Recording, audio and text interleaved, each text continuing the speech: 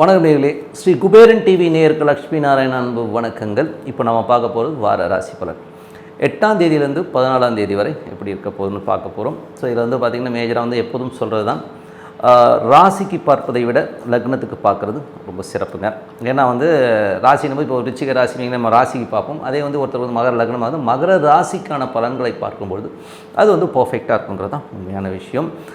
அதே மாதிரி உங்களது ஜாதகத்தில் தசா புத்தி அந்தரங்கள் என்னென்ன இருக்கோ அதை கொஞ்சம் நோட் பண்ணிக்கோங்க. ஸோ நோட் பண்ணி அதையும் மிங்கிள் பண்ணி பார்க்கும்போது ரொம்ப பர்ஃபெக்டாக இருக்குன்றது தான் உண்மையான விஷயம். இந்த வீடியோட எண்டில் டிப் ஆஃப் த வீக் இருக்குது, மறக்காமல் பாருங்கள்.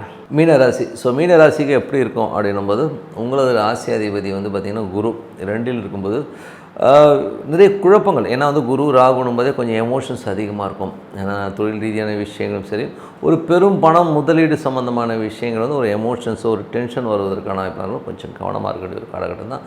அதே மாதிரி 2ல் நிறைய கிரகங்கள் இருக்கும்போது ரொம்ப கன்ஃபியூஷன் ஆவீங்க. ஸோ ரொம்ப எமோஷன்ஸ் கன்ஃபியூஷன்ஸ் வர்றதுக்கான வாய்ப்பு. தொழில் சார்ந்த உறவுகள், ஒரு இன்வெஸ்ட்மெண்ட் சம்மந்தமான விஷயங்கள் இப்போ தவிர்த்துக்கிறது நல்லது. ஒரு மாதம் விட்டுட்டு அதுக்கப்புறம் எல்லாமே பண்ணிக்கோங்க. கொஞ்சம் கவனமாக இருக்க வேண்டிய ஒரு காலகட்டங்கள் தான். 3 8ஆம் அதிபதியான சுக்கிரன் 3லே இருக்கும்பொழுது ரொம்ப ரொம்ப கவனமாக இருக்கணும். பெண்கள் சார்ந்த உறவுகளில் ரொம்ப கவனமாக இருங்க. நீங்களே பெண்ணாக இருந்தீங்க, நானே பொண்ணுங்க அப்படின்னா கொஞ்சம் ரொம்ப கவனமாக இருக்கணும். நம்ம போகிற இடத்துலையோ நம்ம வேலை செய்கிற இடங்களையோ நம்மளை மிஸ்யூஸ் பண்ணுறதோ இல்லை நமக்கு ஒரு அவப்பேர் உருவாக்குற வாய்ப்பு இருக்கலாம். கொஞ்சம் கவனமாக. இது யாருக்கு மேஜராக நடக்கும் அப்படின்போது, மீன லக்னமாக இருந்து சுக்கிர திசை புத்தி அந்தரம் கண்டிப்பாக நடப்பதற்கான வாய்ப்புகளும் கொஞ்சம் கவனமாக இருக்கணும். 4ஆம் அதிபதியான புதன் வக்கரமாக இருந்து 2ல் இருக்கும்போது தாயாருடைய பிடிவாதம் சில நேரங்கள் நம்மளை ரொம்ப படுத்திடும். என்ன, ஒரு பக்கம் அம்மா, ஒரு பக்கம் மனைவி. ஸோ 2 பேரும் சேர்ந்து நம்மளை 2 பக்கம் தபலா வாசிக்க போகிறாங்கன்றது உண்மையான விஷயம். ஸோ கொஞ்சம் கவனமாக இருக்கணும். இது யாருக்கு மேஜராக நடக்கணும் போது, மீன லக்னமாக இருந்து புதன் திசை புத்தி அந்தரம் நடக்கும். கொஞ்சம் இந்த மாதிரி விஷயங்களை கவனமாக இருக்கணும். 5ஆம் அதிபதிக்கு எல்லாமே சிறப்பு தான். குழந்தைகளோட வளர்ச்சியும் ரொம்ப அற்புதமாக இருக்கும். 5ஆம் அதிபதி 10 11ல் இருக்கும்போது அவங்களுடைய வெற்றிகள்லாம் ரொம்ப சிறப்பாக இருக்கும். 6ஆம் அதிபதி. ஸோ 6ஆம் அதிபதி சூரியன் பார்த்திங்கன்னா உங்களுக்கு 2ல் இருக்கும்போது வேலையில் நல்ல ஏற்றங்கள், நல்ல மாற்றங்களாக இருக்கும். தேவையில்லாத ஒரு சின்ன சின்ன குழப்பங்கள், ஒரு பிடிவாதங்கள் இருந்தாலும் அதெல்லாம் சரியாகி நல்ல ஒரு ஏற்றத்தை கொடுப்பதற்கான வாய்ப்பு. கடன் கேட்ட இடத்துல கிடைக்கிறது, இந்த மாதிரி விஷயங்கள் ரொம்ப நல்லாயிருக்கும். கவர்மெண்ட் சம்மந்தமான விஷயங்கள் நீங்கள் ஏதாச்சும் எதிர்பார்த்துட்டு இருந்தீங்கன்னா கண்டிப்பாக நடப்பதற்கான வாய்ப்பு ரொம்ப சிறப்பாக இருக்குது. 7ஆம் அதிபதி புதன் வக்கரமாக இருக்கும்போது கணவன் மனைவி உறவில் சின்ன சின்ன ஈகோ கிளாஷஸ் வர்றதுக்கான வாய்ப்புகளும் கொஞ்சம் கவனமாக இருக்கணும். 8. ஸோ 8ஆம் அதிபதி சுக்கிரன் 3ல் இருக்கும்போது பெண்கள் சார்ந்த உறவுகள் ரொம்ப கவனமாக இருக்க வேண்டிய ஒரு காலகட்டம் தான். ஏன்னா 3 8னாலே ஒரு ஏடாகுடமான ஒரு, ஏன்னா ஏற்கனவே 7ஆம் அதிபதி வக்கரமாக இருக்குது. இதில் 3 8 வக்கரமாக இருக்கும்போது ரொம்ப டென்ஷன் இருக்கும். லவ் பண்ணிகிட்டு இருக்கவங்கலாம் கொஞ்சம் கவனமாக இருந்துக்குங்க. ஏன்னா அதில் நமக்கு ஒரு அவப்பெயர் கிடைப்பதற்கான வாய்ப்புகள் கொஞ்சம் கவனமாக இருக்க வேண்டிய ஒரு காலகட்டம் தான். 9ஆம் அதிபதி செவ்வாய். 9ஆம் அதிபதி செவ்வாய் 4ல் இருக்கிறது பார்த்திங்கன்னா நல்ல ஒரு காலகட்டம் தான். ஏன்னா தந்தை சார்ந்த சொத்துக்கள் சம்மந்தமான விஷயங்கள் ரொம்ப நல்லாயிருக்கும். அதனால் நல்ல வருமானங்கள் வருவதற்கான வாய்ப்புகள் ரொம்ப நல்லா இருக்குங்க. ஸோ அப்பா அம்மாவுடைய சொத்துக்களாலோ அப்பா அம்மாவோட ஒரு விஷயங்களால் ஒரு லாபங்கள் கிடைப்பதற்கான வாய்ப்பு ரொம்ப சிறப்பாக இருக்குது. மற்றபடி தொழில் ரீதியான விஷயங்களில் முக்கியமான டெசிஷன்ஸ் எல்லாம் இப்போ எடுக்காமல் இருக்கிறது நல்லது. ஏன்னா குரு ராகு ஒரே டிகிரியில் போகும்போது நமக்கு தேவையில்லாத ஒரு ரைட்டாக எதுவும் பண்ண மாட்டோம். அபரிதமான ஒரு பேராசையினால் நம்ம எதாவது ஏடாவணமாக பண்ணி மாட்டிக்கிறதுக்கான வாய்ப்பு இருக்கனால ரொம்ப கவனமாக இருக்க வேண்டிய ஒரு காலகட்டங்கள் தான்.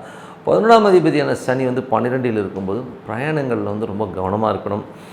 பெருத்த லாபங்கள் வருவதற்காக நம்ம பிரயாணம் பண்ணுவோம். ஸோ அந்த பிரயாணங்கள் சின்ன சின்ன சிக்கல்கள் இருக்கும். பேகெல்லாம் கொஞ்சம் கரெக்டாக பார்த்துக்கணும். மற்றபடி எல்லாமே சிறப்பு தான். என்னை பொறுத்தவரை அமைதியாக ஒரு இடத்துல உட்காந்து பிரார்த்தனை பண்ணுறதுங்கிறது ரொம்ப ரொம்ப நல்லதுங்க. எப்படி ஒரு 3 வேளை சாப்பாடு, ஒரு வேளை தூக்கம் ரொம்ப முக்கியமோ அந்த மாதிரி பிரார்த்தனை ரொம்ப முக்கியம். அதனால் அமைதியாக ஒரு இடத்துல உட்காந்து, இப்போ உதாரணம் சொல்லப்போனால் ஒரு ஈஸ்வரன் நினைக்கிறேன், ஒவ்வொன்று மனசார பிரார்த்தனை பண்ணும்போது கண்டிப்பாக அடுத்த லெவல் போகிறதுக்கான வாய்ப்புலாம் ரொம்ப சிறப்பாக இருக்கும். ஸோ நல்ல விஷயங்கள்லாம் நல்ல மாற்றங்கள்லாம் இருக்கணும்னா பிரார்த்தனை ரொம்ப ரொம்ப அவசியம். டிப் ஆஃப் த வீக்கில் இப்போ நம்ம பார்க்க போகிறது என்னென்னா சந்திராஷ்டமம். ஸோ நிறைய பேருக்கு சந்திராஷ்டமம்னாலே ஒரு பயம் இருக்குது. ஐயோ சந்திராஷ்டமம் ரொம்ப பயமாக இருக்குது, என்னங்க ஏதுங்கிற மாதிரி ரொம்ப கலக்கத்தோடு இருப்பீங்க. ஸோ என்னை பொறுத்தவரை சந்திராஷ்டமம் இருக்கவங்க அன்றைக்கி ஒரு வேலைக்கு போய் தான் ஆகணும். இப்போ உதாரணத்துக்கு சொல்லப்போனால் நமக்கு ஒரு மீட்டிங் இருக்குதுன்னு வச்சுக்கோமே, அந்த மீட்டிங் போய் தான் ஆகணும். ஆனால் அன்றைக்கி சந்திராஷ்டமமாக இருக்கும். ஐயோ சந்திராஷ்டமம் மீட்டிங் போய் அட்டன் பண்ணும்போது நமக்கு ஏதாச்சும் ஏடாவடம் ஆகிடுமோன்னு ஒரு மன பயம் எல்லாருக்குமே இருக்கும். பட் அதுக்கு என்ன பண்ணலாம்? ஸோ அதுக்கான ஒரு சின்ன பரிகாரம் தான். ஒன்றும் இல்லைங்க, ஒரு சின்ன பாட்டிலில் ஒரு தண்ணி, அதில் கொஞ்சம் உப்பு, சர்க்கரை ரெண்டுத்தையும் கலந்துக்கோங்க. ஓகேங்களா? கலந்துக்கிட்டு அதை வந்து கையில் வச்சுக்கோங்க. ஸோ சப்போஸ் வந்து அந்த டீல் இப்போ வந்து ஒரு காலையிலேருந்து சாயங்காலம் வரை மீட்டிங் நடக்குதுன்னு வச்சுக்கோமே, சந்திராஷ்டமணிக்கு கொஞ்சம் கொஞ்சமாக குடிச்சிட்டு வாங்க. ஸோ அந்த மாதிரி வந்து குடிச்சிட்டு வரும்போது உங்கள்கிட்ட வந்து எந்த ஒரு நெகட்டிவிட்டியும் ஒரு நெகட்டிவிட்டியான சமாச்சாரமும் உங்களை வந்து நெருங்கவே. இது வந்து ப்ரூவன்.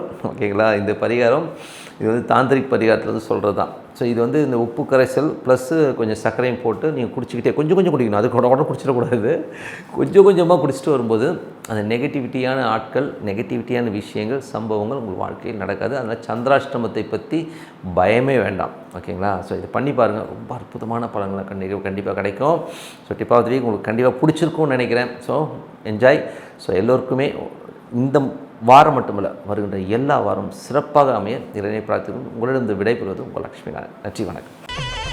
ஸ்ரீ குபேரன் டிவியை பார்த்தமைக்கு நன்றிகள். மேலும் இது போன்ற தகவல்களை தெரிந்து கொள்ள ஸ்ரீ குபேரன் டிவியை சப்ஸ்கிரைப் செய்யுங்கள். மறக்காமல் பெல் ஐக்கானை கிளிக் செய்யுங்கள்.